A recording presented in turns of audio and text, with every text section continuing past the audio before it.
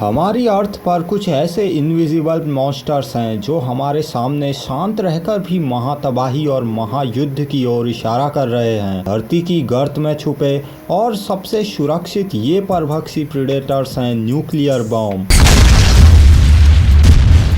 हर एक nuclear bomb 50 megaton की TNT मारक क्षमता से लैस है, जो अपने रास्ते के 50 से 100 किलोमीटर की हर चीज को 1 सेकंड में भाप में उड़ा सकता है। अभी पूरी दुनिया में टोटल 15,000 ऐसे बम कुछ देशों के पास हैं, लेकिन क्या हो अगर सारे बम एक साथ डेटोनेट या उड़ा दिए जाएं? और क्या ऐसा भविष्य में संभव है भी? तो ले चलते हैं आपको एक ऐसे ही रोमांचक सफर में।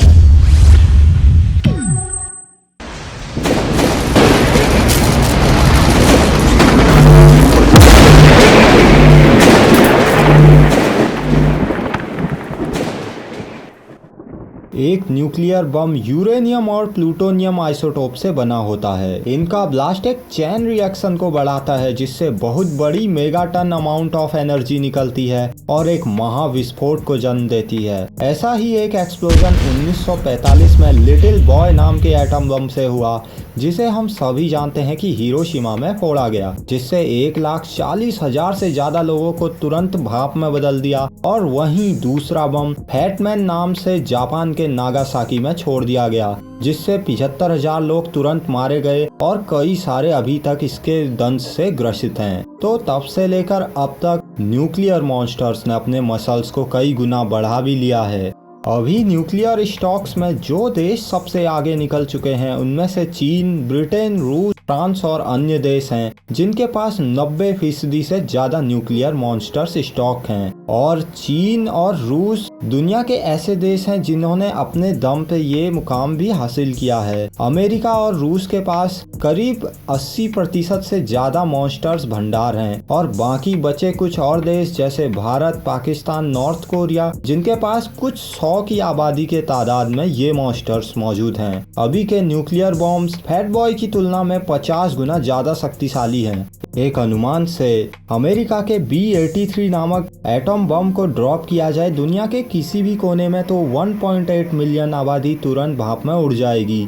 इसके साथ ही 7.2 मिलियन लोग बुरी तरह से जख्मी होंगे, और आने वाले कुछ दशकों तक इसके रेडिएशन से और भी कई मौतें होंगी।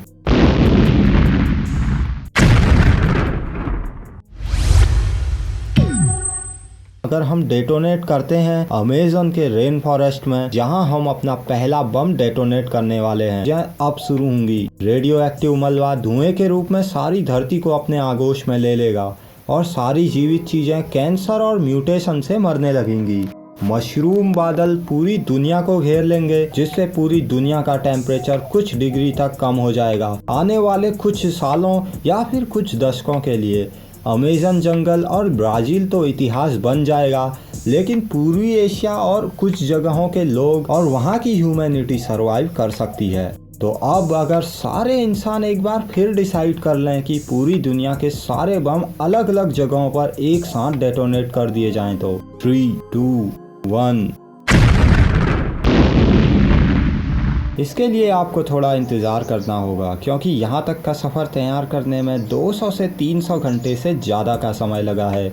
तो ये जर्नी अगले एपिसोड में भी जारी रहेगी, जिसके लिए आपको सब्सक्राइब करके बगल में बेल आइकन प्रेस करना होगा। और हाँ, लाइक और शेयर करना बिल्कुल ना भूलें, इससे ऐसे ही रोचक वीडियोज़ बनाने का मोटिवेशन मिलता है। और फाइनली, थैंक्स फॉर वॉचिंग।